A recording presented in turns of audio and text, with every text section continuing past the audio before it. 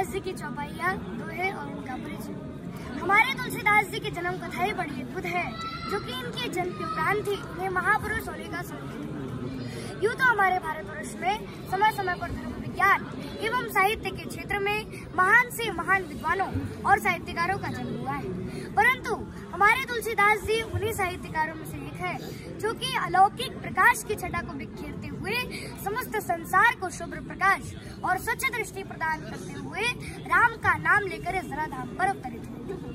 आज तक हिंदी साहित्य जगत में उनका कोई जोड़ नहीं है।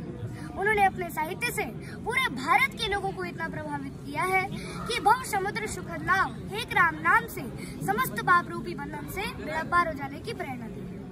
गंगा और मंदिर में समय की पाबंदी होती है, समय से पटोर द्वार खुलते हैं और बंद हो जाते हैं, लेकिन हमारे तुलसीदास जी के रचित महाकाव्य रामचरितमानस में ऐसा कुछ भी नहीं है। 24 आवर्स 24 घंटे जब भी मन में इच्छा हो रामचरितमानस रूपी सरोवर में डुबकी लगाओ और पाप मुक्त हो जाओ। तुलसीदास जी का जीवन हिंदी साहित्य में सूरज के समान प्रकाशमान है। इनकी किरणों ने केवल हिंदू समाज ही नहीं बल्कि संपूर्ण विश्व को प्रकाशित किया है। संत गोस्वामी तुलसीदास जी का जन्म 1589 ईस्वी को राजापुर ग्राम चित्रकूट जिले उत्तर प्रदेश में हुआ था। इनकी माता का नाम उलसी और इनके पिता का नाम आत्माराम दुबे था। बचपन में ही इनकी माता का देहांत हो गया था। जब वे जन्मे थे तो इनके मुख में दांत भी था और जन्म के उपरांत ही इन्होंने राम का नाम लिया था, इसलिए बचपन में लोग इन्हें रामबोला कहकर